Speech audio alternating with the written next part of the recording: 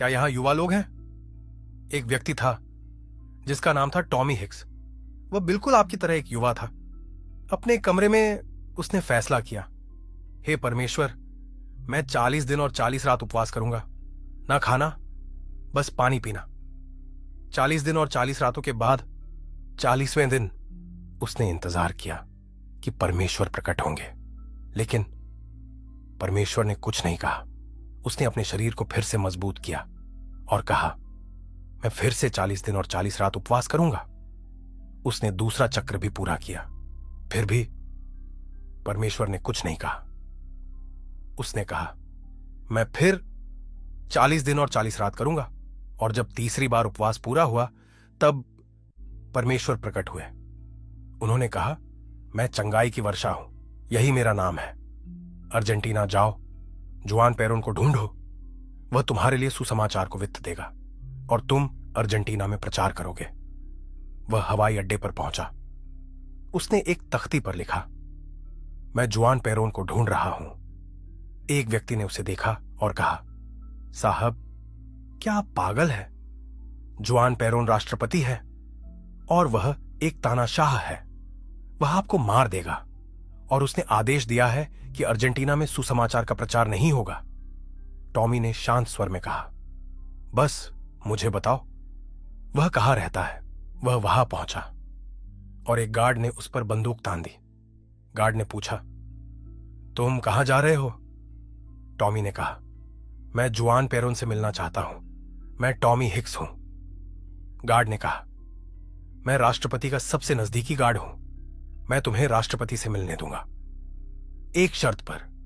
मैं बीमार हूं, मेरे लिए प्रार्थना करो, और अगर तुमने प्रार्थना की और मैं ठीक हो गया तो मैं तुम्हें राष्ट्रपति के पास ले जाऊंगा। राष्ट्रपति लोगों से नहीं मिलते। पिछले 3 महीनों से उन्होंने किसी को नहीं देखा है। उन्होंने दरवाजा उसके लिए खोल दिया। जैसे ही वह राष्ट्रपति के सामने पहुंचा, वह अंदर गया और जुआन पेरोन कोट से भरा हुआ था। उसने कहा, इसी वजह से मैं 3 महीनों से किसी से नहीं मिला। मैं तुम्हें प्रचार की अनुमति दूंगा, बस अभी मुझे चंगा कर दो। अगर तुमने मुझे चंगा नहीं किया तो मैं तुम्हें मार दूंगा। टॉमी हिक्स ने अपना हाथ बढ़ाया और उसी पल जुआन पेरोन की त्वचा एक नवजात बच्चे जैसी साफ क्यों हो गई। वह उठकर खड़ा हुआ, पूरी तरह चंगा। उसने कहा, अब मैं तुम्हें सेवकाई की अनुमति देता हूं। अटलांटिक स्टेडियम, 25,000 सीटें, यहीं से तुम शुरू करोगे। तुम कई दिनों तक प्रचार करोगे और क्योंकि तुमने मुझे चंगा किया है, मैं वहां रहूंगा। मेरा उपराष्ट्रपति वहां होगा, पूरा कैबिनेट वहां होगा, और अगर कोई नहीं आया उसे नौकरी से निकाल दिया जाएगा। स्टेडियम भर चुका था, भीतर पूरा भरा और बाहर, अंदर जितने थे उससे 4 गुना ज्यादा लोग। अंदर 25,000, बाहर 1 लाख, कुल 1,25,000 लोग। सेवा समाप्त करने के बाद जब वह अपने होटल पहुंचा, उसे पता चला 4,000 लोग होटल के बाहर सोए थे। किसी ने उन्हें बता दिया था। अगले दिन 5,000 से ज्यादा लोग दरवाजा बंद करके चिल्ला रहे थे, यहीं हमें चंगा करो। क्या आप जानते हैं उसने क्या किया? उसने नकली स्त्री वेश मांगा, नकली स्तन, एक ड्रेस, मेकअप और महिलाओं का बाल लगाया ताकि लोग उसे पहचान न सके और वह बाहर निकल सके। जब सच्चा अभिषेक होता है भाई, तो दिखावा नहीं चाहिए। मेकअप इसलिए नहीं कि खूबसूरत दिखे, बल्कि इसलिए कि भीड़ से बचकर भागो। आध्यात्मिक गहराई चाहिए। जब तुम अंदर चले जाते हो तब बाहर की सेवा आसान हो जाती है। उसने खुद को बंद किया। कितने समय के लिए? 120 दिन। क्या तुम तैयार हो खुद को बंद करने के लिए, दरवाजा बंद करने के लिए? मैं मैनचेस्टर में था, एक जगह एस्टन अंडरलाइन। मैं एक कमरे में गया। मैंने अपनी पत्नी से कहा, यह चाबी लो, दरवाजा बंद कर दो, तुम ही खोलोगी। पहले 2 दिन अगर मैं दरवाजा खटखटाऊं तो मत खोलना। कोई टॉयलेट नहीं, कोई बाथरूम नहीं, और हम ऊपर की मंजिल पर हैं, कूद भी नहीं सकते। भले मैं भीख मांगू, दरवाजा मत खोलना।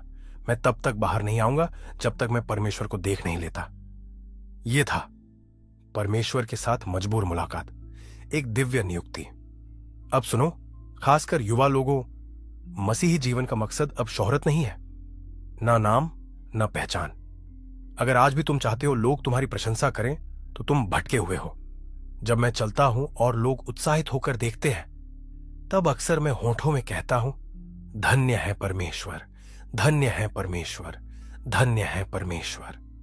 मैं उनकी प्रशंसा को परमेश्वर की ओर मोड़ देता हूं। खुशी अच्छी है, लेकिन उसे दिशा चाहिए। अगर तुमने मुझे कहीं देखा हो स्टेज के बाहर, मैं किसी से बुरा व्यवहार नहीं करता। मैं सबके साथ प्रेम से पेश आता हूं, चाहे वह शराबी हो या सज्जन, मुझे फर्क नहीं पड़ता। आज कई जगह तुम्हारे गीत शराबखानों में बज रहे हैं और लोग पूछते हैं, कौन है ये किस चर्च से है? और किसी से पूछो तो वह कह देता है, मैं शराबखाने में था और मैंने यह सुना।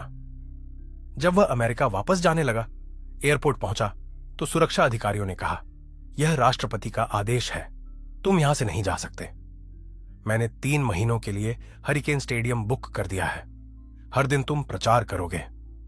सुनो, यही में से कोई उठने वाला है 300 में से। वह अमेरिका गया और फिर रूस उड़ा, जहां उस समय स्टालिन शासक था। उसने कहा, मैं स्टालिन से मिलना चाहता हूं, और उसे पहुंच मिल गई। स्टालिन ने कहा, यहां कोई प्रचार नहीं करता। टॉमी ने कहा, हां, लेकिन यह नियम आपने बनाया है, आप इसे बदल भी सकते हैं। स्टालिन ने कहा, यह कभी नहीं होगा, तुम यहां से तुरंत निकल जाओ। टॉमी ने कहा, सर, आपकी पत्नी को ल्यूकीमिया है। स्टालिन चौंक गया। तुम्हें कैसे पता? टॉमी ने कहा, मैं अभी उसे चंगा कर सकता हूं और बदले में आप मुझे प्रचार की अनुमति देंगे। पत्नी चंगी हो गई और 3 महीनों तक उसे रूस में प्रचार की अनुमति मिल गई। पहली रात वह मंच पर गया और कहा, प्रभु यीशु रूस के परमेश्वर हैं। अनुवादक बोली, नहीं, यह परमेश्वर स्टालिन है। वह बार बार बोला और वह अनुवाद करने से इनकार करती रही। टॉमी ने कहा, तुम्हें इसी वजह से रखा गया है, जो मैं कहूं वही बोलो। उसने उस पर थूका और मंच से उतर गई। जैसे ही वह जमीन पर पहुंची, टॉमी हिक्स अचानक रूसी भाषा बोलने लगा। 1 घंटे से ज्यादा वह धारा प्रवाह रूसी में प्रचार करता रहा। प्रचार समाप्त होते ही भाषा का वरदान समाप्त। जब वह मंच से उतरने लगा, वह गायब हो गया। उसे दूसरी जगह पाया गया, जहां वह फिर से स्टेडियम बुक कर रहा था। और सुनो, अगर तुम्हारे जीवन का परमेश्वर तुम्हारे परिवार के जादू टोने से भी कमजोर है, तो वह मसीहियत नहीं है। मसीही जीवन का सबसे निचला स्तर भी जादू टोने से ऊंचा होना चाहिए। क्या यहां कोई है जो कहे, जैसे टॉमी हिक्स, मैं भी तैयार हूं आगे बढ़ने के लिए? मैं तैयार हूं। उसके पास कोई राज नहीं था, बस उसने समय लगाया था और स्वर्ग की संसद उसके पीछे खड़ी थी। मैं ये नहीं कह रहा कि तुम 120 दिन करो, नहीं, बस दरवाजा बंद करो और बोलना शुरू करो। एक स्तर ऐसा आएगा जहां लोग सिर्फ शक्ति देखेंगे। शक्ति देखेंगे, तुम अपना राष्ट्र बदलोगे, अपना गांव बदलोगे, अपना खानदान बदलोगे, अपना परिवार बदलोगे। मैं ये तुम्हारे जीवन पर घोषणा करता हूं। अगर तुम विश्वास करते हो तो जोर से कहो, हाँ।